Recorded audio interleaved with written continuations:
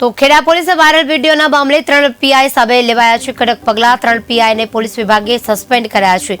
Nadiad town PI Harpal Chauhan suspend કરાયા છે। નડિયાદ પશ્ચિમના પીઆઈ યશવંત ચૌહાણને પણ સસ્પેન્ડ કરી દેવામાં આવ્યા છે। Vadtal PI R.K.. પરમાર પણ સસ્પેન્ડ કરાયા છે। અગાઉ પોલીસ વિભાગે કર્યા હતા ત્રણેયને લીવ રિઝર્વમાં। જે વિડીયો વાયરલ થઈ રહ્યો છે એને ખૂબ ગંભીરતાથી લઈ અને તપાસ કરવામાં આવી રહી છે અને તાત્કાલિક જે ત્રણેય પીઆઈ છે એ ત્રણેય પીઆઈને લીવ રિઝર્વમાં કંટ્રોલ રૂમમાં એમની ટ્રાન્સફર કરી દેવામાં આવેલી। એ સિવાય વિડીયોની અંદર અમુક બાબતો ગંભીર જે પોલીસ ખાતાને ન છાજે એવી જણાઈ રહી છે।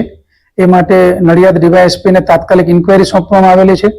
ઇન્કવાયરીનો અહેવાલ આવે આગળના પગલાં પણ લેવામાં આવશે અને હાલ આ ઘટનાને ખૂબ જ ગંભીરતાથી લઈ જે ત્રણેય અધિકારીઓ છે નડિયાદ ટાઉન પીઆઈ, નડિયાદ પશ્ચિમ પીઆઈ અને વડતાલ પીઆઈ ત્રણેયને સસ્પેન્ડ કરવામાં આવ્યા છે।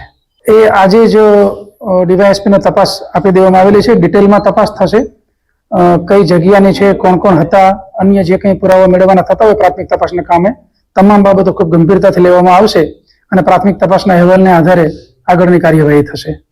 જે તે વખતે કોઈ ચોક્કસ પુરાવાના આધારે કોઈ બાબત પેપર પર નહોતી, પરંતુ જે અમુક બાબતો જણાઈ આવેલી જેના આધારે એમને લીવ રિઝર્વમાં મૂકવામાં આવેલા અને જે વડતાલ પીઆઈ છે એમને આજરોજ લીવ રિઝર્વમાં મૂકવામાં આવેલા અને ત્રણેય અધિકારીઓને ફરજ મોકૂફ કરવામાં આવેલ છે।